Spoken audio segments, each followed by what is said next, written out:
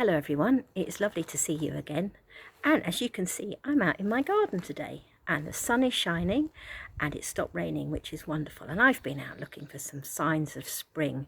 I've got snowdrops flowering and primroses, and there's some daffodils coming up, and on the branches on the trees there's tiny little buds that are just waiting to open up into new leaves.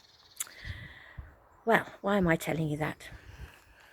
Today's story is about someone called Ruth, and a lot of the story takes place outside, and it's all about how God provides for us. So here's Jenny to tell you the story. Hello children, I'm here to tell you my story. And my name's Naomi. I'm an old lady now. In fact, I'm a grandmother. Can you believe it? It's true. And I'm here to tell you how things have gone in my life.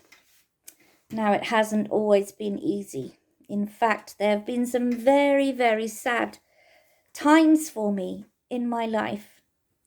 The first thing that happened that was very sad was that I lost my husband. Elimelech died, and we had two strong and beautiful sons who were grown up, and very sadly, they had died too. But I still had my sons' wives, and they have been amazing people in my life who have helped me so much.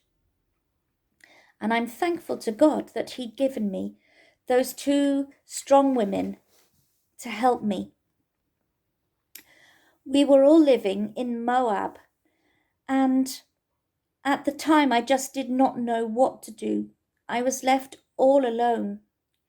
So my sons' wives, one is called Ruth and one is called Orpah. We sat down and we had a talk together. What should we do? What should we do? Should we stay here?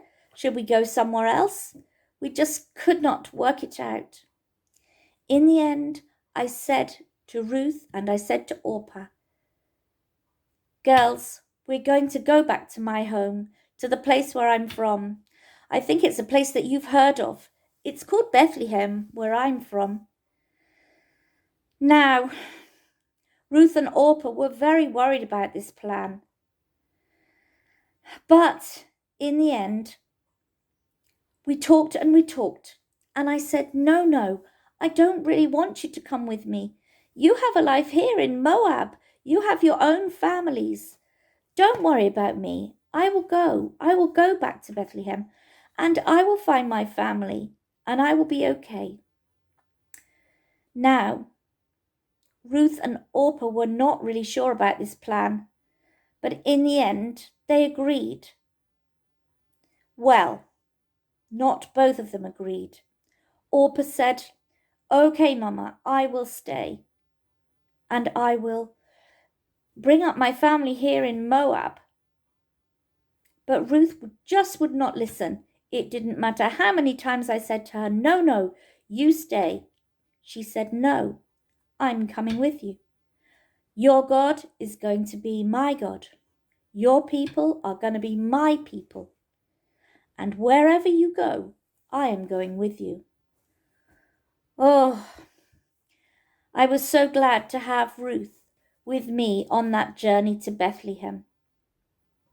We went together, and exactly just as she said, she took care of me, she looked after me, she made sure I had everything I needed. Even though she was sad because things had been hard for her, she took care of me and looked after me. And eventually, Ruth got married again to a lovely man. He was a farmer, and he was called Boaz. And now, the happy news is that Ruth and Boaz have a baby boy, and his name is Obed. Now, I know I can't really do this, but if you just go forward into the future, the family that Ruth has had are going to be very important people, because down the generations, there's going to be another baby born. And that baby is called Jesus. He has come from my family. So we're so happy that we went back to Bethlehem, and God has been good to us. Sometimes God does that. Sometimes God sends us amazing people in our life, just like God sent Ruth to look after me, Naomi. And I hope that now one day, maybe I can be a good person and help to look after others too, because God has blessed me. So that's my story, the story of me, Naomi, and Ruth. Ruth, who didn't leave me and wanted to come with me because she wanted my people to be her people, and my God, who's been so good to me, to be her God. Hello, everybody. I hope you enjoyed listening to Naomi telling you the story about her life and about her daughter-in-law called Ruth. And here are some things that you might like to do next. Maybe you'd like to make a cloud and put a rainbow coming out of it like this, and think about one of your friends. Ruth was such a good friend to Naomi, and I'm sure that you have got a friend that is as good as that. So maybe you like to put your friend's name here and then think of some really lovely things that you love about that friend. Or maybe you'd like to make a crown, a prayer crown with your friends around it, and then you can put it on your head and you can pray for your friends. Now, Ruth and Naomi had to go on a big long journey, didn't they? So that Ruth could go back to Naomi's homeland, which was Bethlehem. We all know about Bethlehem, I think, don't we? And this is a really nice idea that you can do outside. You can find any kind of stick or even a piece of cardboard. And as you walk along, you can collect things that you find lying around on your walk, and it's called a journey stick. And maybe when you are thinking about your journey, you could think about people. Some people have to leave their country, their own country, because bad things might be happening there, or there might be a war. Maybe you could pray for people in countries that aren't as easy as our countries when you make your journey stick.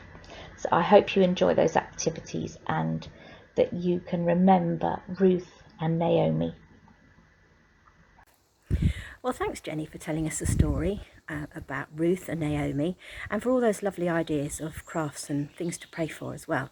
They look great fun, and I'm sure when you're out in your gardens or out on your walks, you'll be able to find lots of bits and pieces to make your own journey stick. And it won't be lovely to be able to pray for our friends as well, and to remember that God provides for us, and He looks out for us, and that He loves us very much. Well, we'll be back again next week, and we're going to be doing something slightly different. Well, very different actually, because we're moving to the New Testament, and we're going to hear about some of the people that Jesus met. But for now, have a great week, and we'll see you all next week. Bye-bye. Bye.